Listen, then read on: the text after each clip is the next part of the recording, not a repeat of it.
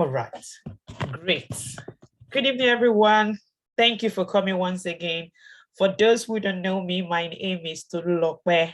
Okay. Well, I used to be a Tolulope Adewale, so some people know me as Tolulope Adewale as my maiden name, but my name is Tolulope. Okay. So thank you for coming this evening. I can see quite a number of people, so thank you so much. We're so grateful to have you on board joining us tonight. And just to let you know, I think we're going to be spending between 45 minutes to 1 hour, and we don't hope to go beyond that tonight. So please make yourself welcome, feel free, and relax as you listen to this onboarding program. So thank you everyone once again. Please let me know where you're from. I know we have some people in the UK, US, Nigeria. Can you just type for me in the chat section? Let me know where you're joining us from. Where, if it's in Nigeria, can you just tell me what states you're joining us from? If you can just type that in the chat for me. I can see Olayinka, I can see Martins, Joseph, Samora, Opeoluwa, Asimota, Gabriel, Daniel, Divine, Ubong, Olua Fumilola. Okay, I can see USA. I can see, wow. Delta State, thank you. All right, that's great.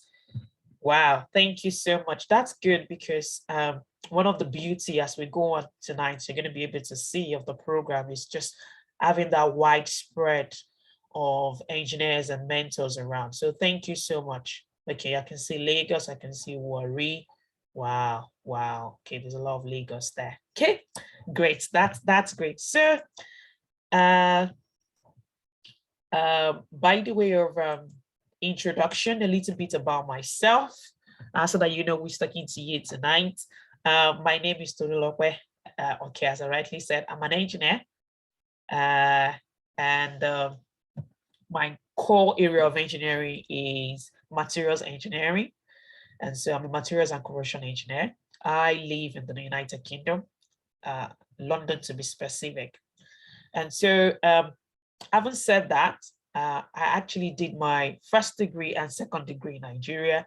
I attended Federal University of Technology, Akure, and I graduated from there. And then I also did a master's there. So we are in home zone tonight. So I want to believe that my background is similar to a lot of people in the room tonight. So we're going to be speaking the same language. So I know that's where I'm coming from. If you understand where I'm coming from, you understand the background behind what we're trying to do. So in 2014, when I started working in the United Kingdom, 2013, when I started working in the United Kingdom, you know, I started seeing a lot of, you know, I was working as an engineer and I was seeing how the industry here for engineers, how things were being done. And, you know, I was thinking, as at that time, the BSc I actually brought from Nigeria was, you know, the job I got was not even my master's. So I sort of have two masters. One, I graduated, one I didn't graduate, but I sort of have two masters. One, I didn't finish my master's program in Nigeria. So I came over to the UK to do my master's program in 2012. And so finishing off that master's program, I came into the UK and I joined the company and I started working there.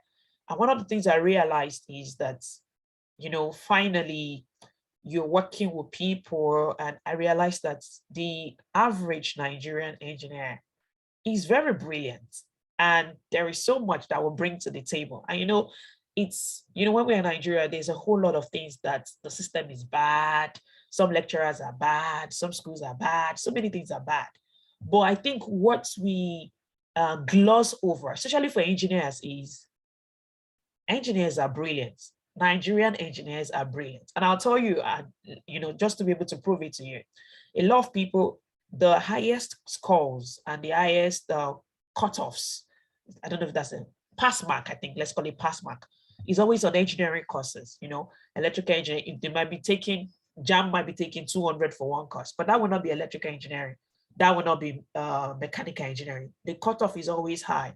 So what I found is that generally, a lot of engineers, if you find somebody as an engineer in Nigeria, applied for the course, got it into a Nigerian university, they're at least averagely brilliant. Okay, so it doesn't matter what they come out with at the end of the day, but on the average, they are brilliant. And that was one thing I realized, because then coming into the United Kingdom, working, using the knowledge I've learned in Nigeria and all of that, even though I have amassed more knowledge alongside, but I actually found out that, what, there's really no big deal in the color of your skin. What matters is what you know and what is upstairs. And that really helped me a lot. And since then, I've really been thinking about how to ensure that, first of all, every engineer that studies in Nigeria value themselves enough and pitch themselves against a world standard, such that they know that they are, on the average, they are brilliant.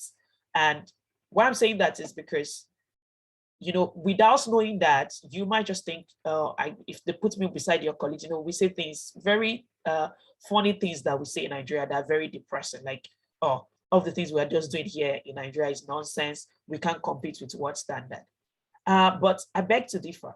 Nigerian engineers can compete with what standard. And I'll tell you, and I'll explain myself in a minute. I know we don't have the practical aspect of things, but in terms of knowledge and ability to grasp, and ability to be able to ensure that you're learning, and also the quotient of learning, the learning quotient for engineers are very high.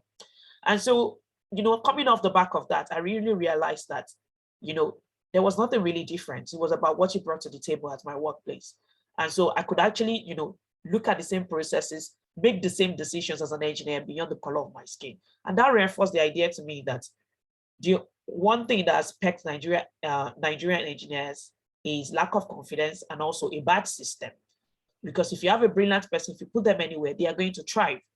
So I started thinking about, how can I change this problem? Okay, we have brilliant people, but they're in a I don't want to say bad, but they are in an unfortunate system. Let's put it like that. Okay, they're in an unfortunate system.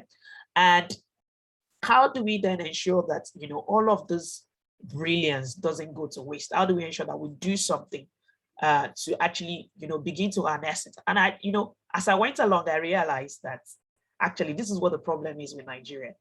Because the people that are very brilliant, that has the quotient to our Albert Einsteins, our Faradays, they are not where they're supposed to be. They've lost confidence. There are no jobs for them to do. There's no system to boost them up. So we're never going to have things like, people, innovators, inventors. And so that's where we are, and that's why we are still where we are, because we will continue to be developing rather than a developed country. So then I started thinking about doing something about it. And that's where Engrealities was born. So the first thing I wanted to tackle was just speaking to people. I get a lot of emails. People say, oh, Tolu, you're not abroad. That's the only place where engineering can thrive. So the first thing I wanted to do was to try and change people's orientation, and to let them know that, what, you can compete. You find the gaps in your education and look at how you can compete all over the world. And so far, I've been doing that since officially, I think since 2016, 17. And in 2019, yes, I registered it as an NGO. And so here we are today with Engrealities. And I'm going to be sharing some slides with you. And you're going to see in a minute some of the things that we do. There's so many problems to solve with engineering in Nigeria. And why am I telling you this story is because when you come on as a mentor into our program, I want you to know what you're coming on to, because that's really very important. You're a huge part of a story. And so when you understand that, it will help you in how you relate with these mentees that are going to be coming to you. So first of all, let me appreciate you for volunteering yourself to be a mentor. You're doing something phenomenal. Some people have never had a mentor in their life, and if they don't get on this program, they will never have a mentor. Okay, so you're doing something phenomenal by volunteering yourself, volunteering your time, and I want to say I appreciate you. Okay, I want to say I appreciate you. Thank you so much for volunteering yourself for this event. So I just want to share with you, there's so many problems to solve in terms of Nigeria, educational system, government, so many things to solve. But as an NGO, Engreality, which I share, we have come up with 4 ways in which we want to contribute to the conversation. And I'm just going to be sharing my slides in a minute so that you can see that. So I'm just going to bring that here. And just wanted to see what's...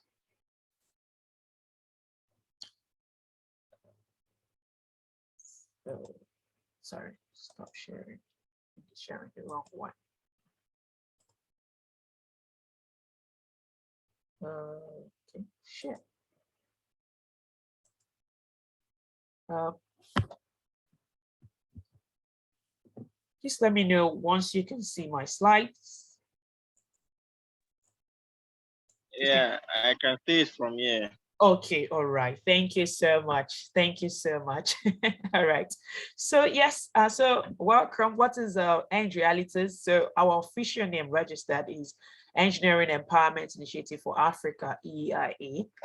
And initially, when we started all of this, we wanted engineers to connect with the realities of what they were studying. So we've nicknamed it nickname is Engrealities, but the full registered name is Engineering Empowerment Initiative for Africa.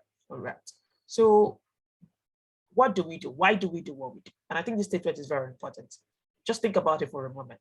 Lack of engineering expertise is like a brake on developing economies. And without purposeful intent, engineering expertise does not really take off. And I feel like that's where we are in Nigeria and Africa as a whole. And if we don't do something about the way engineering is going in Nigeria and in Africa, we will not be able to take opportunities of even, Internet 4.0 or 4.3 or Internet of Things. So many things keep coming along. But if we don't have that expertise, if we don't have that ecosystem for engineering in Nigeria, we won't be able to grab it. And we can see what has happened with fintech in Nigeria. There was an ecosystem already of the banking sector. There was an ecosystem of all of those things. And so when the fintech came, it was easy for them to innovate and innovate themselves into that fintech spaces and all of those kind of things. There were people that were building it. They knew what the problem was. They knew how payment solutions and all of those things. They've worked in banks. There was a lot of rigid, robust structure that a fintech could sit on in Nigeria. But for engineering, we don't have anything like that. That even new technologies, new ideas, AI, artificial intelligence, as it relates to engineering, I know a lot of people are doing coding now, data analysis, and that's good and that's fine. But there's a huge part of this that is engineering based. And because we don't have the engineering expertise, all of that base is going to another country or going to other places while we are left with the data analysis side of things. That's not to say that's not good, but if we have engineers that do not have jobs in Nigeria, then they should be able to do this. So I just wanted to put that out there, and I think it's something for us to think about.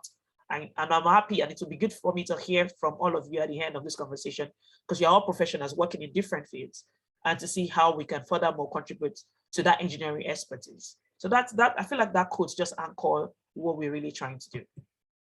So our vision is to promote engineering development as a tool for national development by educating, encouraging, and assisting Nigerian engineering students and graduates in order to increase their capacity for success and interest in engineering careers and businesses.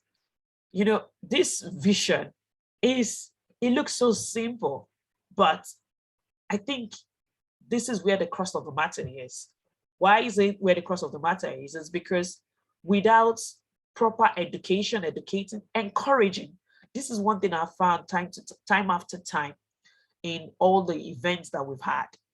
Too many brilliant people study engineering in Nigeria and can't go forward with it. And so people are getting discouraged about what is the point of studying engineering. People tell you these days, if you're even as an engineer, go and learn coding, go and learn data analysis, go and learn that, because they don't feel like the engineering, or go and do photography, or go and sell shoes for the ladies, or they don't believe that engineering can fetch them entrepreneurship, can bring about innovation, or can do things. So our goal is to ensure that it is good for people to do other things, but once you've already studied engineering in Nigeria, you should be able to make it into something. Either you are going forward with a career, maybe the typical white collar career, or you are starting an entrepreneurship journey. You should be able to start an engineering business. And so that's where our vision is sort of like holistic, and that's what we're really looking into. To ensure that we are guided, we've sort of framed ourselves within 4 frameworks, which is our vision is within 4 places, and that's where we want to influence. There's so many problems, 99 and 1 problems to solve. However, to be able to move forward, we need to be focused. So we focused on 4 parts. So the first one is what we call learn, which is why we do engineer in training workshops. We've been doing a couple of that. I think we've done 4 already.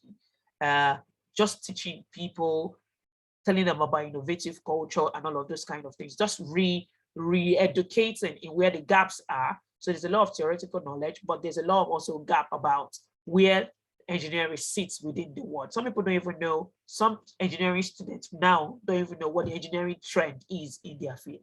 So we've been doing that job of sort of educating them. The second part of which is part of our vision is to liaise. One of the things we're trying to do is to liaise with international institutions of learning to make opportunities available for Nigerian engineers, partnership exchange program grants. And I'm going to tell you why number 2 is very important. When I did my master's in Manchester, and on one of the days, I applied for a mentoring program like this, and somebody decided to mentor me. And during that program, I hadn't seen him, but we were corresponding, like it was online. And then one of the part of it was for him to take me to his office and just introduce me to how things work. So on this day, I was going to go to his office, and then before I went into, it was working in a manufacturing plant for subsea valves. And so when I got to the office, he took me to their main office, and then he just showed me this short presentation, and he was talking to me about valves and all of that. And I thought it was very interesting and very fascinating. And then, I thought, okay, yeah, let's go and see the valves. And we got to the shop floor, and then he showed me something that looked like a huge car. And he said, that is the valve. I was like, no, that is not a valve. When I'm thinking of a valve, I'm thinking of a tap, the tap that you open. I was thinking that's not a valve. But he started explaining to me about the size and all of that. And that changed my orientation just by. So we believe that, beyond people just learning theoretically, they need to be able to see practically, and they need to be able to expose them to different environments, which is what we lack at the moment. Universities are not being funded enough for practical applications. So, we're trying to liaise with international organizations to see how we can expose people. Because when we expose you to something, when you're exposed as a person, as human beings, when we're exposed to something, our mind can grasp it. It can grasp that knowledge. It can go beyond and say, okay, if this is this, how can I then fix this problem alongside this? So that's where the IAS come to. Number 3 is research, sponsoring engineering projects and research that is focused towards innovation and entrepreneurship. Like I said in my post, probably that you saw that brought you here, each university in Nigeria, about 100 of them graduates about 400 engineering students per year. And believe you me, a lot of these engineering students, at least let's say 300 of them write projects. And most times these projects just go to waste. About 95% of projects written in Nigerian universities go to waste. So one of the things Engrealities is focused on is working with these universities to ensure that first of all, they are doing peer reviewable research. It's not just somebody sat down and thought, oh, why can't you use water instead of petrol? It has to be peer reviewed. It has to be something that a lot of, I've come across a lot of projects sometimes, and sometimes it's just not holistic in the thinking about or the design process. So we want people to be thinking about research and to be thinking about how best you can innovate. I remember during my industrial training, a 500 level student, which is a final year student, yes, whether 400 or 500, I wouldn't know now, came over to my IT place and was requesting that he wanted a mild steel that had 0.6% carbon, and my boss said, nobody's going to produce that because it's not my steel. Okay, so there's this huge disconnect. There's this huge disconnect between the industry and the universities. So therefore, a lot of the projects are irrelevant. So one of the things we want to do is to ensure that we go along and just sort of tutor them alongside, people like you and all of that that can talk to these lecturers and all of them. Also give them, sometimes share research with them such that they can be able to see what is happening with their peers around the world. Right. The number 4 is lobby government. We want to lobby government to make engineering friendly policies. We believe that when you make these policies, especially it just helps the students. For example, if an international company is coming to establish in Nigeria, you can ask for a particular quota of their employees to be Nigerians and all of those kind of things. So those are the things that we want to do. So, but where do you come in? You come in the learn, because learning is not just by sitting in a class and everything. It's by learning from others. There's so many ways in which we learn. And so you are coming in our engineering mentorship program is calling you under our Learn umbrella, which is where we are focused right now. And we want these mentees to learn from you, because the good thing is you've gone through that process, and you know where you will have probably needed advice. Also, you can see the gaps in which, oh, if I knew, some people say, if I knew, I probably have done a master's immediately. If I knew, I would have done a master's, or I didn't need a PhD, so many things like that. So we believe that a lot of our students can learn from you. And also a lot of, for accountancy in Nigeria, it's not hard to find an accountant practicing accounting. But for engineering, it's really hard to find engineers practicing engineering. So that's where you guys come in. And that's where we need your help to be on this mentorship program. So the mentorship program in itself is a program that connects the young engineers with the mentors that have gone ahead of them in engineering career space. So it provides mentors and mentee opportunities to develop new relationships and share experience. This is really very important to us. A lot of the times when we've spoken and engaged with the young professionals and young engineers, they can't see a future in what they are studying.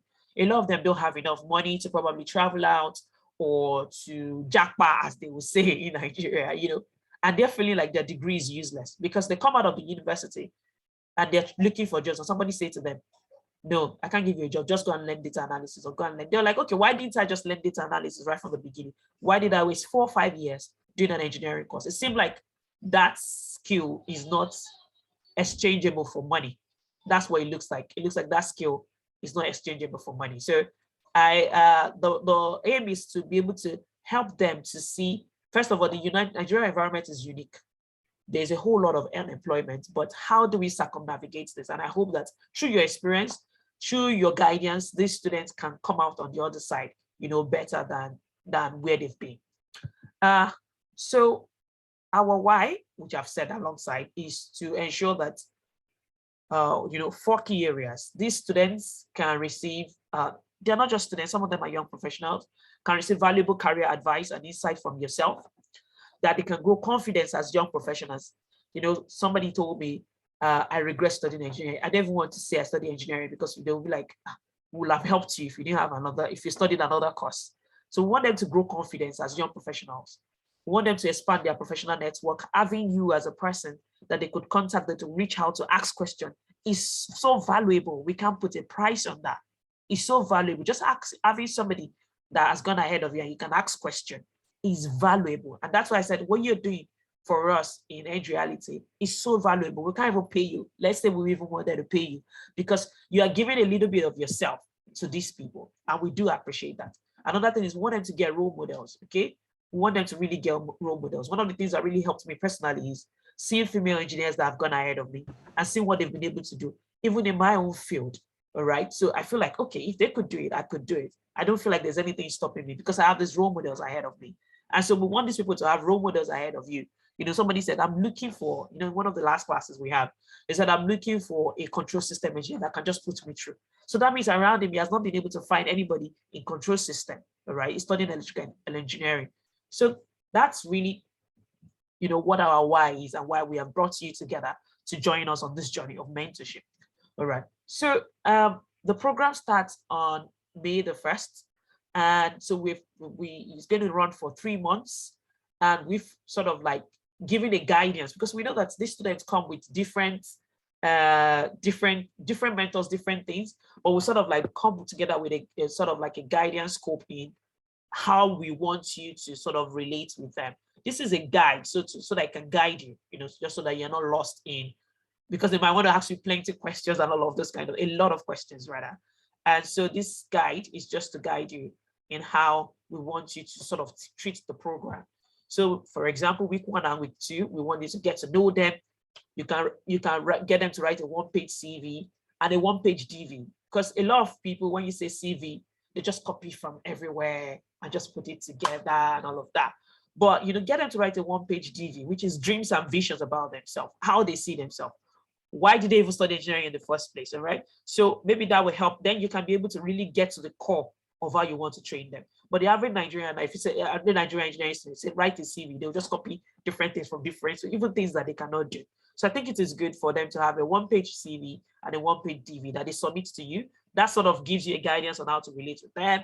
You can tell them about yourself, how you go to where you are. It could be a Zoom call, we'll send you their details and you can relate to them. And then we want you to give assignment to them based on your perception of them in that week 1 and 2.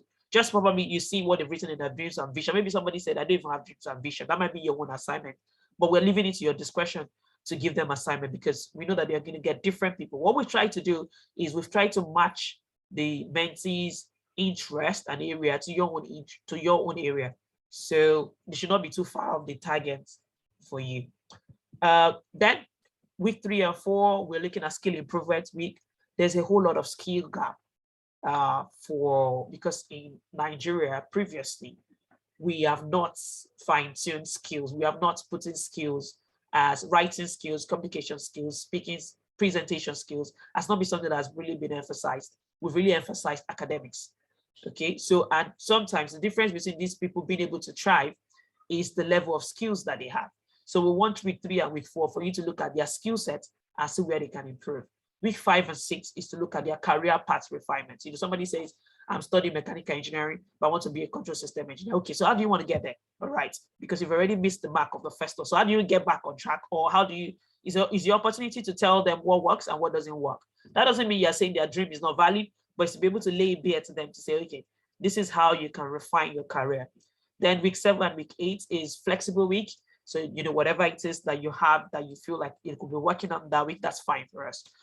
Week 9 and 10, we'd like you to introduce them to your network, workplace, or tools. Are there softwares that you use? Are there things that, you know, do you want to introduce them to anybody in your network that you feel could help them? We would truly appreciate that.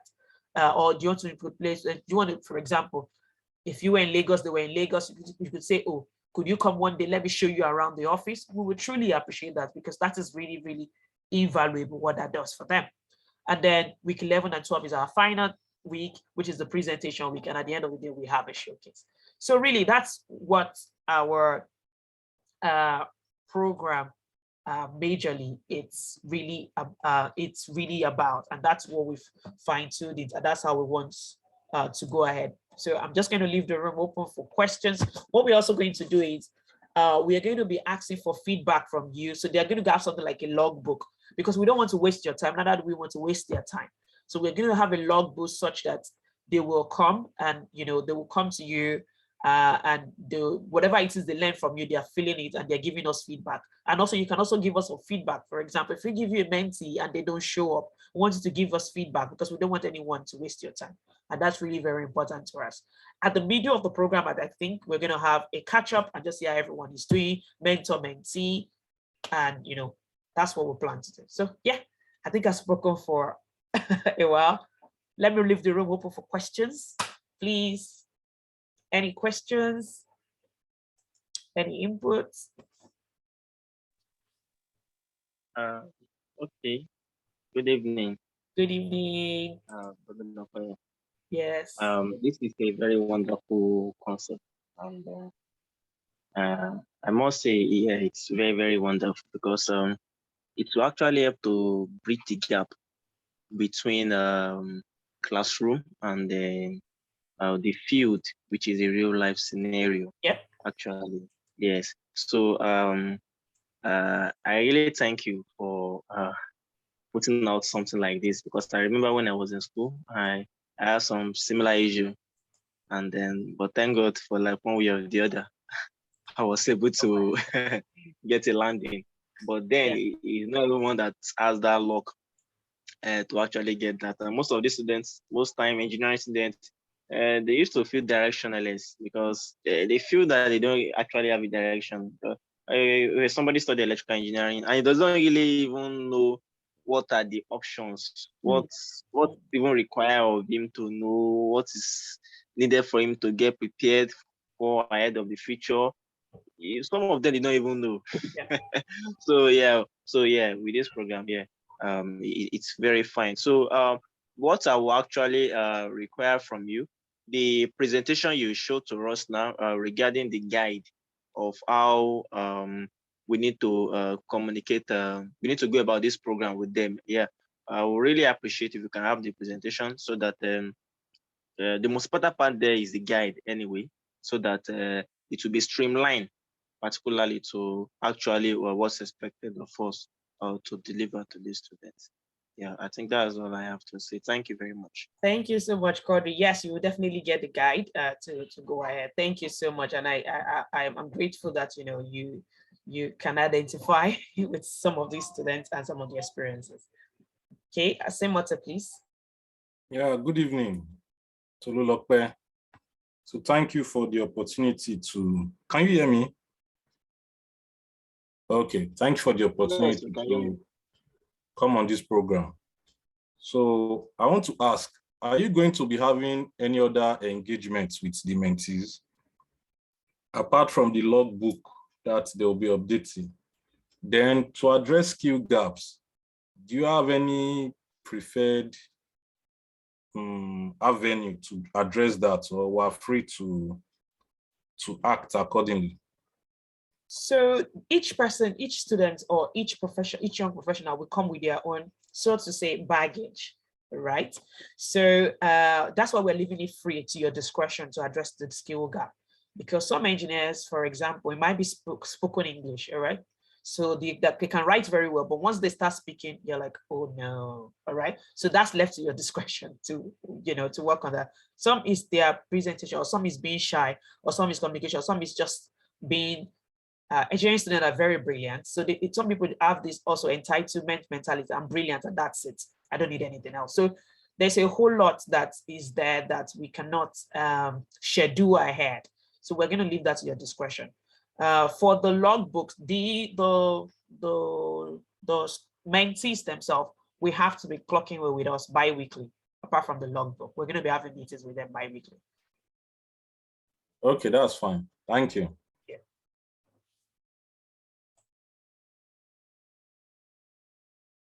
Joseph, please. Thank you. All right, can you hear me? Yes, please. All right. First of all, let me thank you for the good initiative that you brought to help the young professionals in this outsource. Like you recall, when I actually started my profession, after some years of schooling, when I entered into the field, I was actually lamenting. When I began to see some of these things practically, I was just wondering, all these things they were telling us theoretically, these are things I can achieve visually. And I was actually lamenting again that our educational system, why they don't provide all these basic things for us to see physically, rather than telling us these things theoretically. Meanwhile, some of these things are things that we can actually get on their own, and they actually see all these things. So it has actually been my goal whenever I come across any young profession to actually put into, or something I've been doing for years, and I also have the passion for it when it comes to mentoring someone or even offering my knowledge to an individual. So it's a good initiative that you actually done. While you were speaking during your presentation, you mentioned that you're going to partner with some international firms and all that, so that they can also support the goal. I actually want to suggest also there's a need for you also, not just a partner with international organizations. I equally want to partner with some organizations here in Nigeria. The reason is this. For example, for me as an individual, I work offshore, and if I'm to mentor someone, they may not have the opportunity to go offshore. And many of the professionals there, they may not have that license to go to where you actually work. But if you have institutions, or if you have some organization that you know that yes, that you partner with, that are actually within the land area that you can have access to, we have opportunity to go around their facility and they show them some of these things. I think that will make more sense to them. Rather than just going for international institutions also. I will equally suggest also we equally need some software also, some videos like also, which you can equally get access to. That we can equally show to these very ones that by the time they see these things physically, they will not have difference, or they will not have difficulty in terms of recognizing them. Thank God they're over there in the UK. You may likely have access to some of those things than we that are here. Though we have some of them, but I'm sure will be more cheaper there over there. So these are some of the recommendations that I would love to make also to make this vision come into reality. So much, Joseph. That was really spot on. Yes, we are also trying to work with a lot of the local companies and all of that. And so we're just trying to ensure that, we get inroads. It's people like you that will introduce us to these companies. So that's why, we're just gathering more momentum and all of those kind of things. Most times, internationally, sometimes you apply for something, even when they don't know you, they just give it to you because it's based on merit. But sometimes in Nigeria, we really have to know somebody within the system that can, sort of advocate for you. So yes, we are open to partnering with institutions, locally in Nigeria and all of that. So yeah, thank you so much. That's really been very helpful. So let me go on to Okweoluwa.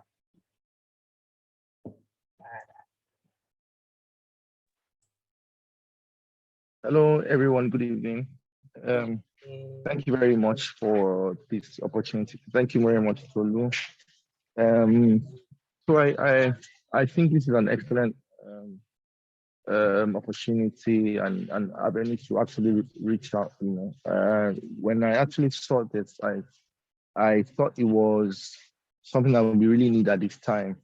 If a few of us were actually opportune to be exposed to trainings, opportunities that allowed us to see things beyond what other people see. So it's I actually see it as an opportunity. So where we have an avenue like this to be able to give back, to people who probably have not had the kind of opportunity that we had. Okay, for example, my first major experience in this field, was in a very massive project, which was the first of its kind in the whole of Africa. So those kind of things expose you to some things that one would have not seen, regularly in other places. And for me, it helped because it actually sets the standard for a lot of things. So most of the time, when I actually look at situations and problems, I look at it with the knowledge and perspective that one has actually acquired and gained. So I've also identified truly that this mentorship thing is a massive gap. So you have a lot of people, even though they've spent time, they seem not to be able to, solve problems, face challenges and all those kind of things because they don't have the right exposure. And for those of us who have had the opportunity to be mentored, we've seen how critical it is. So I really actually want to applaud, this. I jumped at it immediately. I saw it because I definitely knew that this was something I actually wanted to do. Yeah. So yes, okay. So where I am, my area, my field, it's easy for me to actually show people around. I have several projects here and there. Easy to bring them and say, okay, this is how things are done here. This is what the standard is. Because the problem is there's a lot of people doing different things that are not standard. So you have people learning things that should not be replicated, and that's the reason why you have so many people that say they don't have confidence in Nigerian engineers. Some companies would rather have expatriates working where Nigerians can actually do these things. But people cannot give what they don't have, and they cannot practice what they do not understand. So when your first experience to say maybe an electrical installation, maybe designing a panel, you are, or something, you are limited to the knowledge of the person who taught you. You are bound to replicate these things, So, but when we have opportunities where people are taught things on a level or a standard that is actually international, it helps you to make better decisions, guide one another. So I feel this is something that really should be encouraged more. I actually want to say you've actually done an excellent thing, Thank you so much. every I'm so opportunity. grateful because just as you were speaking, a lot of ideas are just flowing in my head. Like we need to organize an excursion to your own company so that you can see standards and all of that. A lot of things are just flying in my head as you're speaking. But yeah, thank you so much. It's so encouraging to hear, some of these things and all of that. And I'm so happy that we have engineers in Nigeria talking about standards and all of those and those things are possible. And so I'm so happy to hear that. So I'll be reaching out to Okweoluwa for more, probably maybe even everyone on this course, we could bring them for an discussion. If your space can take them, just show them around and, the people that can make it. And I feel it's really good. It makes a whole lot of impression on people. So thank you so much for that. So I'll quickly go to Ubang and then Divine will be the last person. So Ubang Etukudo. Oh, is that how to pronounce it? Etukudo. I'm not sure. I hope I didn't murder it. Good evening. Good evening. Happy to be here. Thank you. I think this program is a very important one that every one of us should take very seriously because some of us didn't have such an opportunity when we were in school. And after I started working, I told myself if I was exposed to some of the things I know now when I was in school, probably I would have been a better student because, like you rightly said, I've come to discover that there's a huge disconnect between the academia and the industry. Let me say about a year or two ago, a professor came to where I work, and he was the head of department of mechanical engineering in a top school, one of the federal universities. So my manager asked me to just take him around the plant and explain some things to him. And to my surprise, this professor could not even identify any equipment, feed water heater. This is someone that has been teaching thermodynamics, all the heat and mass balance, but to identify it physically, he could not. Now, if that is a professor who is even an HOD, I began to imagine the students in that school, in his class. Some of them will come out as first class graduates, some of them will be retained as lecturers, and they don't actually have this industry experience. Yeah. So I think it's very important. And while mentoring, if it is possible, like Okweoluwa tried to emphasize on, let's see how we can lay emphasis on, what actually obtains in the industry, what is practice, because most of the things we learn in class. Another challenge we're having here is that the curriculum is I think it needs to be rechecked because yes, it doesn't actually serve the need of the industry. So we learn a lot of theories, and when you come to the industry, you find out that maybe less than 20% of what you did in school is actually being practiced. So let's try and see how we can get them exposed to the work environment. You made mention of valves. Where I work, we have thousands of valves of different kinds, pneumatic valves, hydraulic valves, and I never saw some of these valves when I was in school. These are valves that could, stop pressures above 125 bar. So I think for students getting to see such things, more than just that experience will live with them for a long time. Even if they don't end up practicing in that particular field, at least it will give them that level of confidence that, that exposure. I think one of the reasons why people who have the means travel out of the country is the facilities and this exposure. Most of the schools, in the US, in the UK, they now have what they call programs with advanced practice. Even though in Nigeria we are supposed to have that sort of internship, but most students don't find somewhere to do their internship. When I was in school, I couldn't even get somewhere to do it. For almost 4 months, I was looking for a way to do internship. I couldn't find, and so what I'm just trying to say in a nutshell is let's pay more attention to exposing them as much as possible. Even if they can't come to your plant or your company physically, you could maybe just show them some pictures, some videos, and try to explain some things to them so that at least within the 3 months, they would have some, should I call it pseudo industry experience that yes, they actually know. Yeah, thank you very much.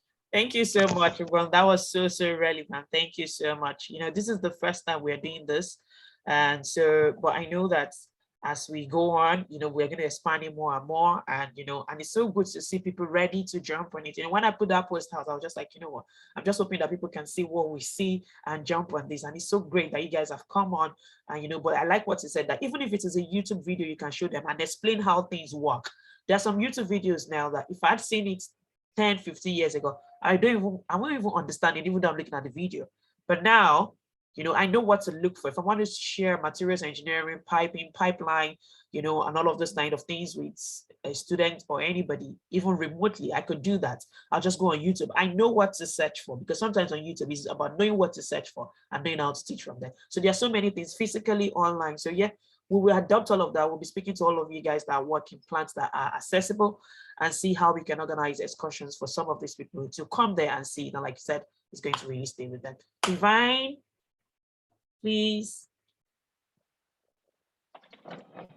Okay, good evening. Good evening. Good evening, everyone.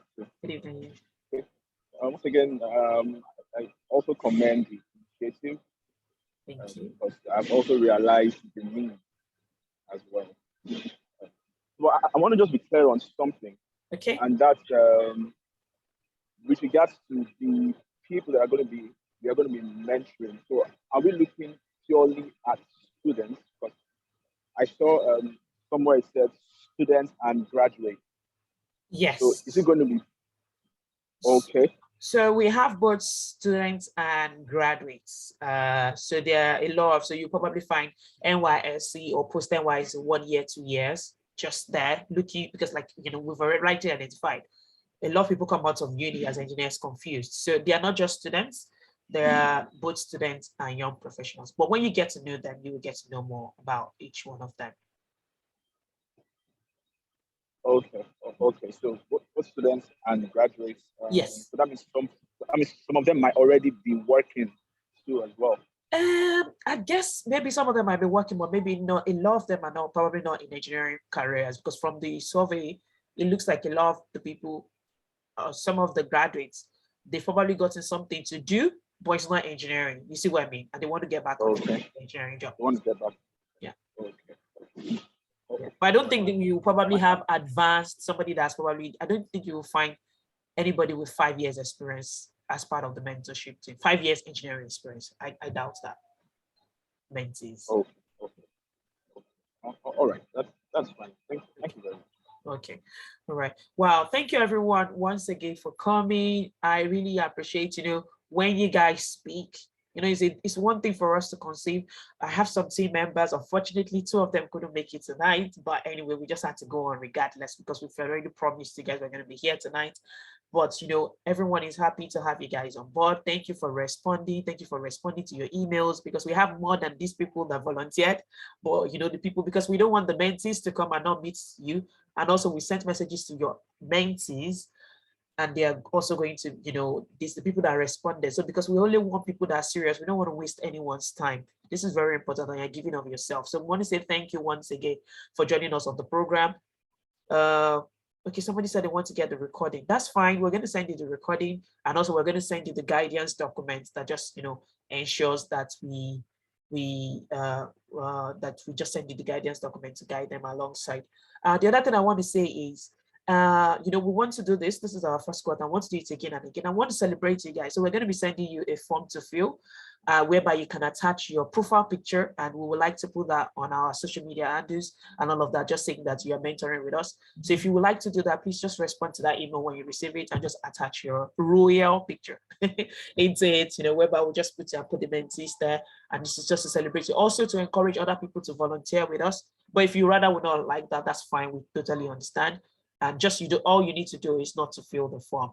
But once you fill the form, we'll do that just on our social media platform and celebrate you guys And also, it's also help us to document the work we are doing and extend it, let more people know about it, both prospective mentees and mentors know about it. So it's been great tonight. Thank you so much for coming. 8 p.m. in Nigeria. I know after a work day, for people in Nigeria, for people in US is middle of the day, UK is late at night. So yeah, thank you everyone for coming once again. One idea that I'm even going out with from here, I wasn't thinking that we're going to have a discussion just yet, but just hearing people talk here, I'm already going away with that idea that even in this cohort, we could have sort of like excursions that even beyond the 2 people, we could have like maybe we have 5 or 10 people that stay in Lagos in your area and they come to your place and look at it. So that's another thing. If you feel like you have spaces in your company for group, it can be maybe 10 people in a group excursion, please reach out to us in our email. You see any idea you would like us to go on, please reach out to us. We will send you a series of emails over the next 2 days, and on May the 1st, we'll send you the details, contact details of all of those mentees, and also we'll send you we'll send your details to the mentees, and the mentees know not to treat you unprofessionally, so we don't expect them. You are not their slave or anything like that, okay? So if you have a contracted time that you're supposed to speak to them, just ensure that you speak to them bi-weekly. They're not supposed to be, pestering you and all of that. They are going to have their own session where all of that is being discussed. We expect everything to be professional so that they don't become a nuisance to you. And if there's anyone that is becoming a nuisance, please feel free to let us know, right? Feel free to let us know. We will really take them off you and speak to them. So thank you so much, everyone. I really, really do appreciate it. Yeah, we're looking forward to working together with everyone. And I believe that you guys will become our repeat mentors over time. So thank you so much. I promise we're going to spend 45 to 1 hour. So yeah, thank you. Except anyone has any other last words to say. That will be all from me. All right. Okay. Thank you, Martins. Thank you very much. Thank you so much. Wow. Thank you so much, everyone. So okay, thank you very much. Bye. Bye, everyone. Thank you. All right, see you all later. I'll still leave the chat open if you want to drop any information for us or anything. Please, our contact details will always be at the bottom of the email, which is going to be, you can always email us. I think that's the best because our team is located, somebody's in the US, somebody's in Nigeria, so we don't really have a phone number, but we'll always respond to your emails. So thank you so much. Thank you, everyone. Bye. Thank you. Yeah. Bye.